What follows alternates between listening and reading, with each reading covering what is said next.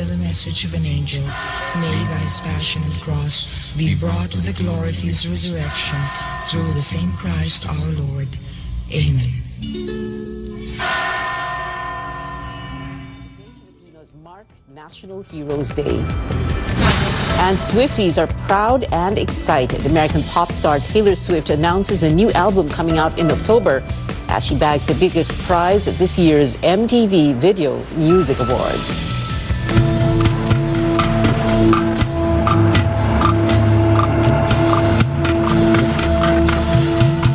New week, new round of fuel price hikes. Motorists may want to gas up tonight as another big-time pump price increase takes effect tomorrow. Drivers of diesel-powered vehicles should prepare an additional 6 pesos and 10 centavos a liter. Kerosene, which is mostly used in many households, will also get more expensive by over 6 pesos. Gasoline prices are increasing to by a little over a peso per liter. The Energy Department earlier cited that higher global oil demand and Europe's looming embargo on Russian oil as factors fueling the hike. With the surging oil prices, transport regulators will announce next week another round of jeepney fare hikes. While it pains transport groups to pass on the burden to commuters, they say that they do not have any choice. Here's a story with George Cahiles. Jeepney driver Roger Rosales is feeling anxious upon learning that the price of diesel will increase by more than 6 pesos per liter on Tuesday. Ang baba, pabitsi-bitsin ko lang. Tapos pag nagtaas, 6 na piso, 10 piso, wala rin. Transport regulator says they understand the frustration of jeepney drivers and operators, reason why they are inclined to approve the pending fare hike petition. Transport groups are asking the LTFRB to make the minimum fare to 15 pesos from the current 11 pesos for traditional jeepneys. They're due naman talaga na for increase kasi the last time we had this fare rate increase was ang level pa lang ng diesel noon was I think 44 pesos per liter. Just a question of that, kung magkano yung maibibigay namin na hindi naman siya magkakaroon ng talagang malaking impact sa inflation at syempre dun sa effect niya sa ating mga commuters. Dagdag po yung kita sa aming mga operators at drivers namin nationwide. Malaking tulong po yun. Nagpapasalamat po kami kung talagang madadagdagan po. The LTFRB says that according to the National Economic Development Authority, every peso increase in the jeepney fare hike has an inflationary effect of 0.33%. They are trying to come up with the best decision possible as early as next week. Commuters have interesting opinions on the impending jeepney fare hike. Karamihan naman, nahihirapan sa financial ng mga tao, no? Sa yung mga pangailangan. Imbis na pambili ng bigas, doon na lang mapupunta sa pamasahe. Okay lang kasi pahirap din naman sa mga driver yung masyado mataas ang gas. Hindi sila wala silang kita. Kaya kung tataas ang gas, depende naman kung reasonable ba. Ako naman po mismo ay humingi ng pasensya sa ating mananakay kung kami po ay humingi ng dagdag pamasahe dahil nga po hirap na po ang hanay ng transport sectors. There's also a pending bus fare increase petition. But the public transport regulator has yet to decide on this as they await NEDA's opinion on the matter. George Cahiles, CNN Philippines.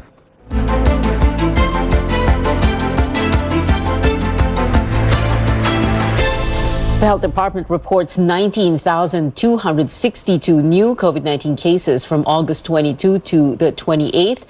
That is 19% lower than the previous week.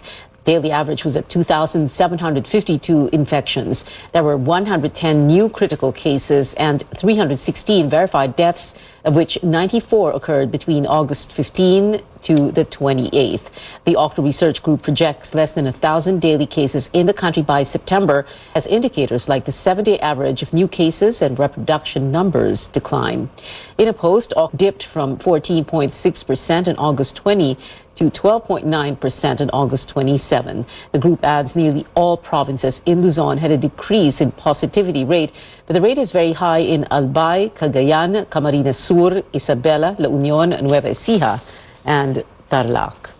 The DOH earlier said the daily cases may spike to 9,000 a day by the end of September up to October as more students head back to their physical classrooms. The Commission on Higher Education removes the full COVID-19 vaccination requirement. That means students, along with teaching and non-teaching personnel, can now participate in face-to-face classes regardless of vaccination status. CHED cites several considerations in updating the guidelines for in-person classes. We are changing it because vaccination levels are already high in higher education institutions. The percentage of the at-risk individuals is significantly lower now and therefore easier to control on the part of our HAIs. And just like in other countries which has taken out the vaccination requirements, we can already learn on how other countries have been doing it and apply it in the country. No specific date yet is set to start another round of campus-based vaccination, which targets unvaccinated students and personnel. The country has recorded more cases of common diseases during the rainy season this year in 2021. Leptospirosis and dengue are on top of the list, but there are also more people affected by food and waterborne diseases like typhoid fever.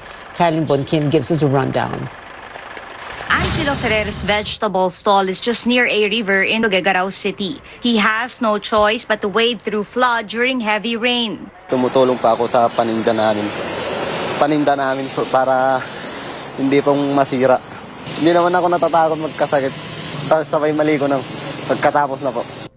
One of the main causes of higher number of rainy season diseases this year, flooding. 11 leptospirosis cases were reported on the first week of August alone. While it's lower compared to the same period last year, the overall leptospirosis cases from January 1 to August 6 is higher by 22% than in 2020, which 188. Metro Manila, Western Visayas, and Cagayan Valley have the most leptospirosis cases. It's a bacterial disease that could affect internal organs, but it's preventable. Leptospirosis affects our kidneys and other organs. So kapag late na po tayo nagpakonsulta, maaring yung infeksyon ay kumalat na. Kaya nagkakaroon ng pagkaka-ospital, kailangan pang magdialysis yung iba dahil nasisira na ng husto ang kidney. Health officials advise against wading in flood. But if you have no choice, either wear boots or cover your feet with plastic. Pagdating sa kung meron kayong sugat sa paa, pumunta na po kayo agad sa inyong health center para mabigyan kayo ng post-exposure prophylaxis. She says water service interruptions this rainy season also cause food and waterborne diseases. Cases of typhoid fever this year more than doubled from that of last year. There are also more patients with acute bloody diarrhea and acute viral hepatitis. Rotavirus and cholera cases have more than doubled as well. Napuputulan ng tubig yung iba, may disruption sa water services, so they look for optional na para makakuha sila ng tubig, and sometimes madumi yung tubig kaya nagkakaroon ng ganitong mga insidente. Dengue infections also filling hospitals with over 18,000 people admitted nationwide. Dengue death toll has reached 399 on August 6th, and overall cases since January more than 118,000. Nearly 30,000 got infected in the past month alone. There are also 374 cases of chikungunya, another mosquito-borne disease. That's nearly 6 times the cases last year. Pag tayo ay nagpakonsulta na mas maaga, may iiwasan natin ang pagkaka-ospital at pagkakaroon ng komplikasyon ng dengue. Now that millions of students are back to school, health officials are reminding teachers and administrators keep the schools clean and destroy mosquito breeding grounds to avoid dengue and chikungunya cases. Caroline Bonkin, CNN Philippines. More stories up ahead on Keep It Here on Newsnight.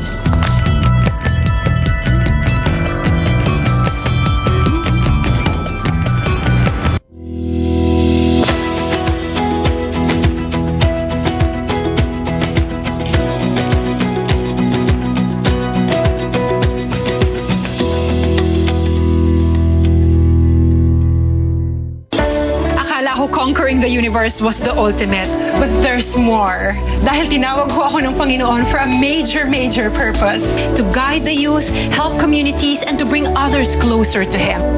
Kaya I take care of my health through proper diet, exercise, and MX3 capsule.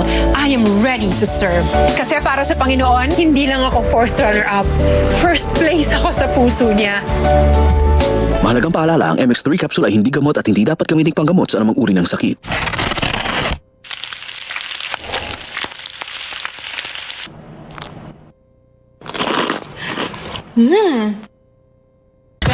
Never enough. Get down, living it up. Never touch ground, never enough. Get me feeling good. Time to live the life. Let's have Sun make life with the sun out. Proved Nutri-Chunks in lamb flavor. With active boost and prebiotics na pampalisto. Made with real lamb goodness. With essential nutrients to help keep them strong, healthy and happy. Listo, ganado sa Nutri-Chunks.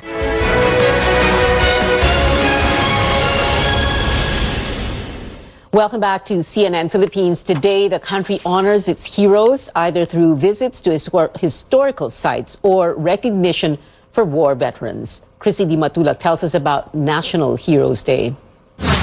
Engineer Bonifacio Panelo is a former sailor from the Philippine Navy. During his time with the Navy, Panelo admits that it was not easy being away from his family. But he says he has no... Yung maituro na sa mga bata kasi nakalimutan na ng mga bata yung kasaysayan natin. People like Bonifacio and Ronel are considered modern-day heroes who go above and beyond their mandate to help others. According to historian Xiao Chua, times may have changed, but a true hero is one who makes sacrifices without expecting anything in return.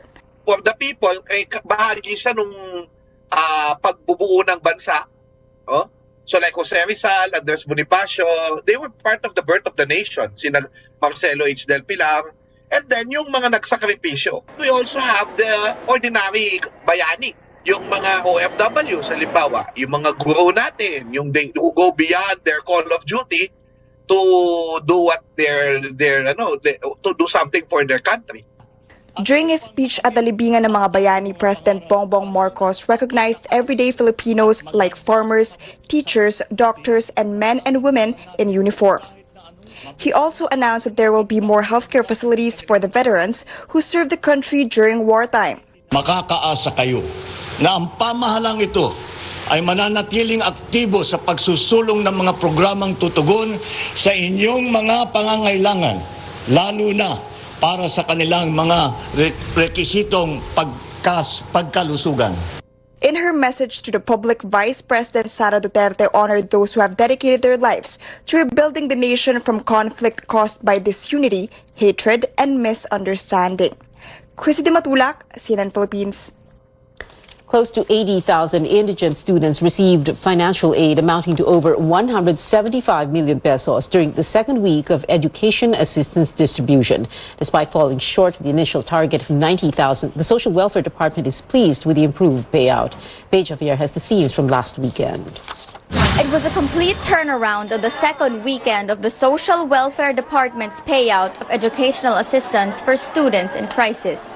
After multiple incidents of large crowds and people pushing each other on day one, distribution was more orderly through more efficient systems and organized lines of beneficiaries. Malaki po yung improvement compared po dun sa naging payout natin last Saturday. Ganito rin po yung ating assessment sa buong bansa. Interior Secretary Benher Abalos made the rounds in Metro Manila payout centers, praising the teamwork with local governments. To avoid a repeat of the overcrowding last Saturday, walk-ins were no longer allowed in the over 200 sites nationwide. But there are some who still tried their luck. Officers check if applicants have a text message with a payout schedule. If they have one, they may fall in line. But if they don't or need verification, they will be directed to the help desk. After lining up and getting interviewed, beneficiaries will get between 1,000 to 4,000 pesos in cash. Face masks could not hide the joy of those who received aid. Wala po yung pagod ko. Lahat po ng hirap po ng mga sasakay po. Basta hawak ko na po. Hirap po namin yung Saturday. Ngayon po, nakuha po namin. Mas mabilis na po yung processor ngayon.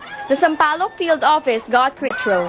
Several were injured as thousands were pushing and shoving in Odyongan, Romblon. DSWD called this incident an isolated case. The agency is finalizing the guidelines for those who do not have internet access or gadgets to apply online. It appeals for patience for the payout schedules amid an influx of applications. DSWD says they have enough funds to give aid until September 24. CNN Philippines. Detained former Senator Laila de Lima describes as regrettable the Philippine National Police's move to bar visitors from seeing her on her birthday Saturday. De Lima said police resorted to strict technicality when it cited the 10-day period for submitting requests as the reason why only her immediate family members were allowed to visit. De Lima admitted that her staff filed a request only a few days prior, but explained that she was still waiting for some of her guests to confirm. She said there were a few times she failed to comply with the PNP's 10-day period, but these were favorably acted upon. PNP said it only followed protocol. Close to a dozen personalities, which include former lawmakers and officials, were in full transit in the waterway since House Speaker Nancy Pelosi's controversial visit to Taipei. The guided missile cruisers transited the East China Sea and Taiwan Strait during routine operations Sunday. The U.S. section is set to launch another mission to the moon. Here's CNN space and defense correspondent Kristen Fisher. It's been a long time since NASA's had its own candle to light. Liftoff. 11 years since the last space shuttle launch. 50 years since the last launch of the Apollo program. The Challenger has landed. But now, Apollo's mythological twin sister, Artemis, is on the launch pad and ready to fly. To all of us that gaze up at the moon, dreaming of the day humankind returns to the lunar surface, folks, we're here. The Artemis rocket, or SLS, is years behind schedule, billions over budget. But it's also the most powerful rocket ever built, and it's designed to launch people even deeper into space than the moon. Our sights are not set on the moon. Our sights are set clearly on Mars. But first, it has to pass this uncrewed test flight, with only mannequins on board. Artemis 1 will launch from the Kennedy Space Center in Florida, but mission control is at the Johnson Space Center in Houston, Texas. This is Apollo Control, Houston. The same place that controlled every Apollo and shuttle mission. This is where it all happens as far as human spaceflight. Rick LeBrode is in charge of it all as lead flight director. LeBrode and his team have been training in this room for this moment for over 3 years. When flight day comes, it's a whole different ballgame. It's when it really gets real. After launch, the SLS rocket will separate from the Orion crew capsule on top. Orion will then fly 250,000 miles to the moon and then go 40,000 miles beyond it, farther than any spacecraft designed to carry humans has ever flown. We're going to swing by the moon, and when we swing by it on the way there, we're going to be 60 miles off the surface. It's going to be incredible. The pictures we get as we go by are going to be really impressive.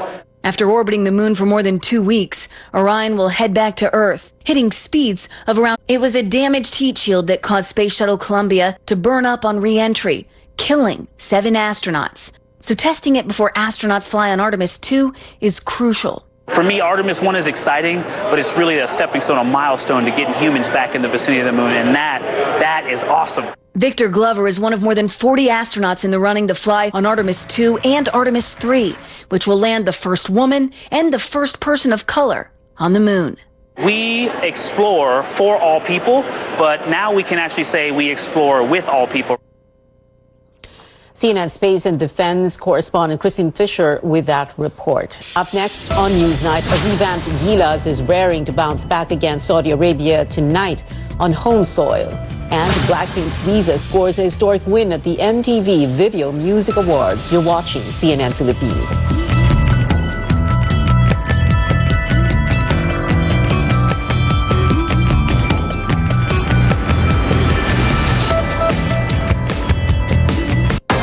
Pinagkakatiwalaan ko sa kusina, Pure Foods Ready to Eat Caldereta. Expertly prepared, kaya tiwalang easy, saucy sarap in a few minutes. Tiwalang quality time, laging made easy.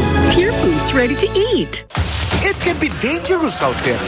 Buti na lang there's locally superfruits. Para sa akin, super nutritious, super delicious. All superfruits contain more antioxidants than your average fruit. Superfruit for a super you. Got to get down, living it up. Never touch ground, never enough. Get me feeling good. Everything's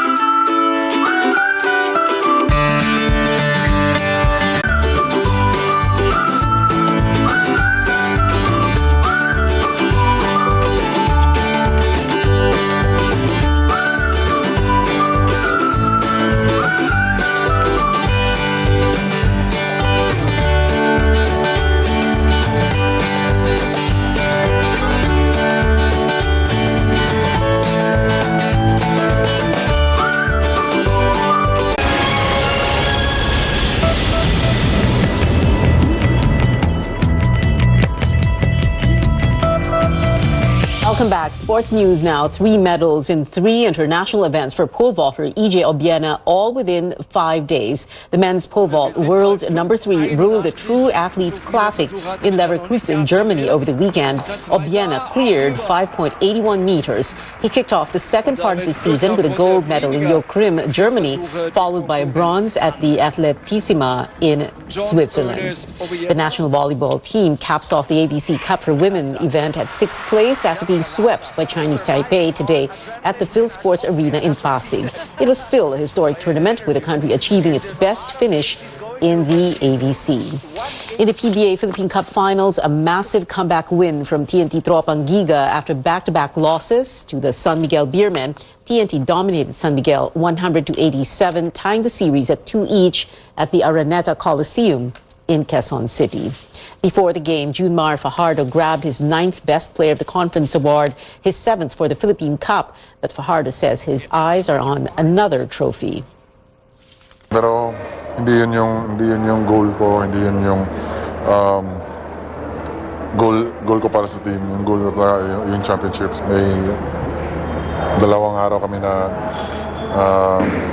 para mag-practice, para mag-regroup. Tingnan namin kung ano yung pwede namin i-adjust sa game.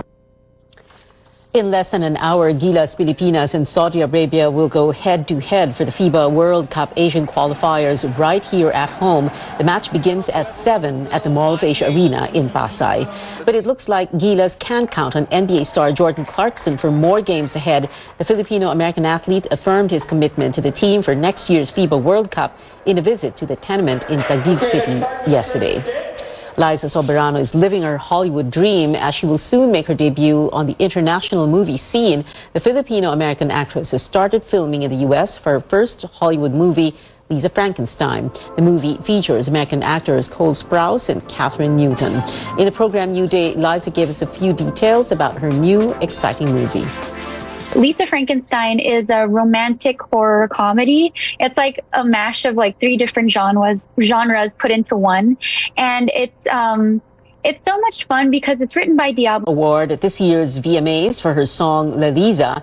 The 2022 MTV Video Music Awards was held at the Prudential Center in Newark, New Jersey, with LL Cool J and Nicki Minaj as hosts. Doja Cat, Jack Harlow, and Harry Styles were this year's biggest winners, with a trio landing 8 awards apiece. Close behind were Billie Eilish, Drake, Dua Lipa, Ed Sheeran, and The Weeknd.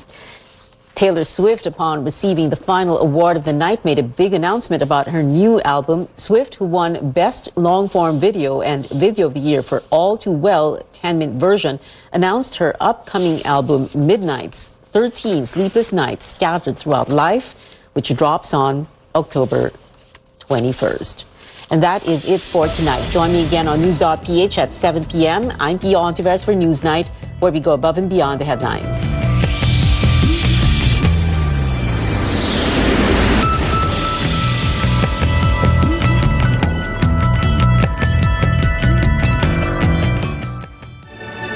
RPN Radio Philippines Network, Radyo Ronda DXKS Surigao, member kapisanan ng mga broadcaster ng Pilipinas.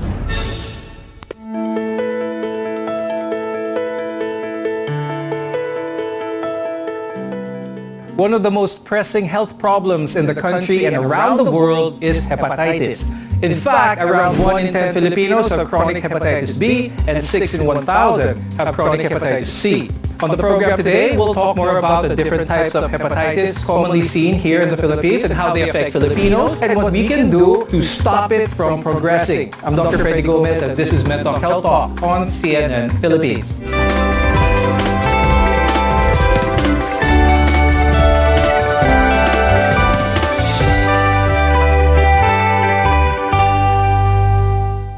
Hepatitis occurs when there's an inflammation of the liver. So your liver is your organ responsible for processing many things, such as nutrients, filtering blood, fighting infections, are just a few of them. Now our guests are here today to tell us more about this condition. With us is Dr. Edel Tripon. She's a hepatologist from the Medical City. We're also joined by Dr. Ruther Moralit, who is a gastroenterologist from the University of the Philippines PGH and the Medical City as well. Thank you both for joining us on this program. I'll start the discussion with Dr. Edel. Tell us more about this condition. Why is hepatitis primarily affecting our liver? There are many causes of liver inflammation, and it can be an infection. That's our main topic today, and those are the known viruses for hepatitis. But it can also be secondary to toxins that we intake, namely alcohol and even some drugs or even supplements that can lead to liver inflammation and liver injury. Dr. Edel, why is hepatitis so prevalent here in the Philippines? You're right, Freddie. So we're talking about viral hepatitis. We say it's the ABCs of hepatitis. The hepatitis A, which is the food and waterborne hepatitis, is pretty common in third world countries. The other form of hepatitis that's very common in the Philippines and a bigger public health issue actually is hepatitis B. And it's very common in the Philippines because we're one of the top 10 countries in our LALO, in our infant immunization rates, then we prevent the country from decreasing our cases. Doc Ruther, let's start with hepatitis A.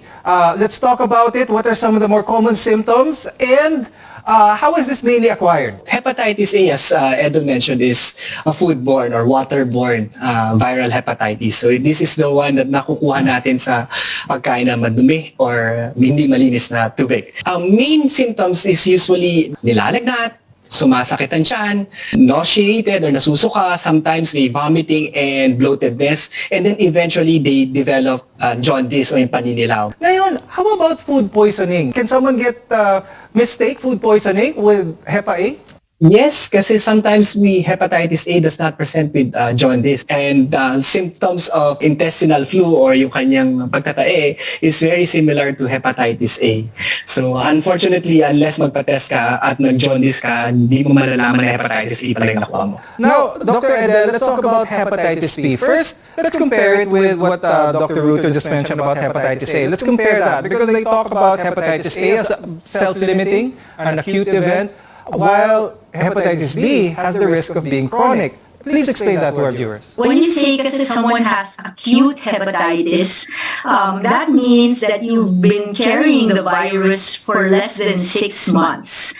So in patients who get infected with the viruses that can become chronic, and when you say chronic, meaning you can carry it in your body and in your system for more than 6 months to the rest of your life. And we say that once you have proven hepatitis B or C for more than 6 months, that you are someone with chronic infection, because the likelihood that you will get cured or lose the infection is less. So once you have it for over 6 months, most likely you will be carrying this infection for years until the rest of your life even. That's right. So if it's something that can be there for the rest of your life, we definitely have to talk more about that after the break, because when we return, we'll go through some of the causes as well as more of the symptoms so we can best prevent and manage this illness. So we're your partner in healthcare to keep it here on Net Talk Health Talk.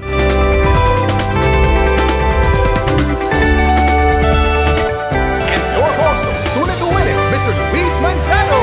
Tanong ng bayan, bakit sulit ang BioFlu? And the top answers are, dahil kaya ang flu, lagnat, sipon, headache, body pain, ubo from postnasal drip. Ang dami! Teka, may pahabol pa! Sore throat! Sulit! Winner ka sa BioFlu! Sulit ta! Ultraviolet nga silaw sa adlaw ug uban pa pinaagi sa pagsulob og eksakto nga prescription sa antiyohos o antipara. Likay ang mga simptomas sama sa hanap nga pananaw sa layo o duol nga basahon, sakit sa ulo ug uban pa nga makaapekto sa atong kahimsog nga ang hinungdan depekto sa atong mga mata. Alang sa kumpleto nga primary eye care, contact lenses, fashion eyewear, computer eyeglasses, sunglasses, accessories ug uban pa, adto kita sa AG Buñuel Optical Clinic. Ang AG Buñuel Optical Clinic nagpahinumdum kanato Lalo ngang kahimsog sa atong mga mata. Usa ka prioridad nga angay ipa-check up kausa matag tuig aron pagsiguro nga luwas kita sa piligrong mga sakit. Pinaagi sa lisensyado o qualified optometrists nga maoy mo prescribe sa eksaktong kagamitan o kung primary eye care ang paghisgutan. Duaw lang silang buhatan sa 3636 sa Nicolas Street, Surigao City ug adunay ilang extension office sa Aurelianida Street, Surigao del Norte. An AG Buñuel Optical Clinic. Telephone number 231-7478 or 826-3663. Mga produkto nga inyong mapalit, genuine, Makita Power Tools sama sa planer, drill, grinder, Triton paints, construction supplies, angle bars, flat bars, GI pipes, automotive spare parts, Firefly electrical devices sama sa switches, bulbs ug outlets. Adto ang Riverside Parts Master Incorporated sa ilang bag-ong pwesto sa Dalan, Burgos ning syudad. Makahangyo ka og makabarato pagyud diha sa Riverside Parts Master Incorporated.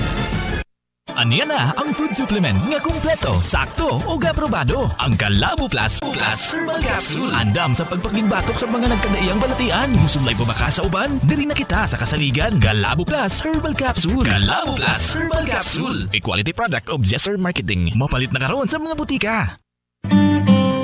EXL Makabuhay Plus Dietary Supplement. Nakakatulong iwasan ang iba't ibang uri ng sakit tulad ng diabetes, arthritis, rheumatism, hypertension, cancer, urinary tract infections o UTI, respiratory tract infections tulad ng ubo, sipon, lagnat, heart attack, constipation, fatigue, kidney, lung problem, premature aging, memory loss at depression. EXL Makabuhay Plus Dietary Supplement. Buhay! Alam ko na, masakit ang katawan mo, ano? Sa sobrang trabaho? O di kaya masakit ang ulo sa sobrang stress? Break ka muna. Hinga ng malalim at imasahe ang ulo mo gamit ang Herbalaya Liniment Oil. Ako rin ganun eh. Kaya pag mataas ang tensyon sa trabaho, mag-Herbalaya break ka muna. Herbalaya Liniment Oil. Amoy na kaaya-aya. Sa bawat pahid ay ginhawa. Mayo! Unsay ato, sir?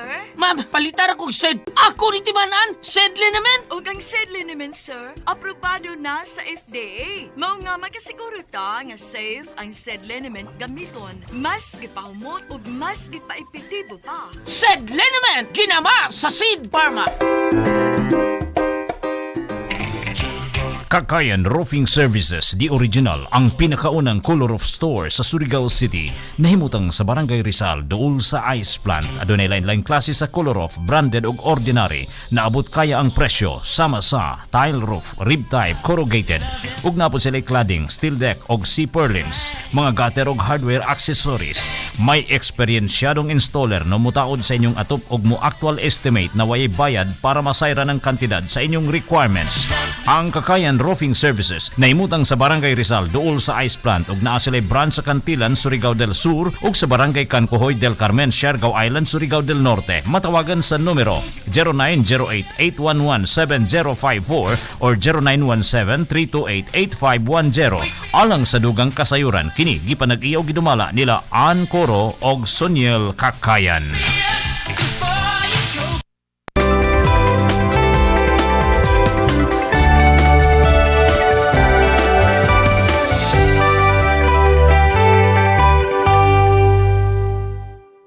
I'm Dr. Freddy Gomez and welcome back to Med Talk Health Talk.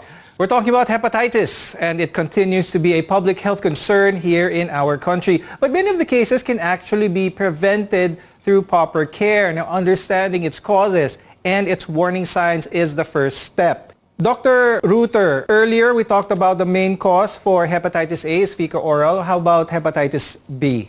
So hepatitis B is mainly from mother to children. It's vertical transmission yung tinatawag namin. So hindi siya namamana, it's naipapasa. So galing siya sa mommy, pagdaan nila sa puerta, either via cesarean or via normal delivery, na ipapasa ni mommy yung virus to the baby. And if the baby is not vaccinated within 12 hours nung passive and nung active immunization, pwedeng makuha ni baby yon for life. So that's why it's very important, sabi ni Dr. Tripon, that the immunization among children below 5 years old, especially with carriers na mommy, dapat magawa within 12 hours yung first doses. So definitely vaccination is important. But my question for Dr. Edel, for hepatitis B, is it possible to have hepatitis B and not have any symptoms? Hindi alam ng tao na may hepatitis B na pala siya. Yes, it's possible. So in the Philippines, the estimates is that we have 10% hepatitis B, and that percentage is higher in adults. So the estimate in 2003, when they did a study, about 17% of adults. So Dr. Reuter mentioned that one of the main reasons for them for hepatitis B to be transferred is from the mother to the child. What are some other ways that are common here in the Philippines ang pag-transmit ng hepatitis B, Dr. Adele? So other ways, the younger you get exposed, the higher the chance that you will become chronic or have the chronic infection. So things that will cause the blood of someone who has hepatitis B to enter your system, and that will include, say, sharing manicure, pedicure instruments, sharing razors. And I've seen acute hepatitis B individuals in those that are exposed to razors that are reused, blades that are reused from barber shops. There are documented cases from transmission from Ventosa, where they use suction cups for massage. And sometimes because of the vigorousness of the pressure and the suction pressure, there is some blood. And if, for example, that glass that they use is used on another person, then that can be you may also have had the infection in that manner. So very old women, sometimes I see that those are the sources of infection. Say they gave birth in the 70s and had transfusion during their delivery of their baby, and we would trace back as a source of the infection, that mode of transmission. So we've been talking about hepatitis B. There's so many mundane things that our viewers may not be aware of na pwede palang makuhang hepatitis B dito. Now I'd like to ask Dr. Reuter, how bad can it get? Earlier we mentioned that it can be a chronic illness. It can be there for lifelong. Nakamamatay ba ang hepatitis B? When you got the infection quite early, the chances of you having the chronic disease is quite longer and higher. So the problem is you develop the complications of hepatitis B, which is in the Philippines, we do see patients who have cirrhosis and eventually die of liver cancer. So that's the most dreaded disease condition that can be a complication of have a condition called fulminant hepatitis A. So fulminant hepatitis A, there's a severe inflammation of the liver trying to clear out the virus. Unfortunately, these patients, when they do have fulminant hepatitis A, they can die. But bihira naman, awa ng Diyos. So that's why vaccination is key for hepatitis A. Dr. Adele, please enlighten us on hepatitis C and how different is it from the other types of hepatitis? So hepatitis C, the same as hepatitis B. So what I try to remind people is that the consonants B and C are the ones that become chronic, and they are the same in that they are the ones that are blood and body fluid borne. So contaminated tattoo instruments, so it's very important to ask your tattoo provider that they're using new and sterile needles. Dr. Del, before we pause to break, how is hepatitis diagnosed? What are the ways in which doctors perform to get the proper diagnosis, and which type of hepatitis they have? So it's very easy. It's a simple blood test. Some of these tests are point-of-care tests wherein you will get your results after they get a drop of blood, and you'll get the results in like maybe within 30 minutes. In the same way for A and B, which has vaccine,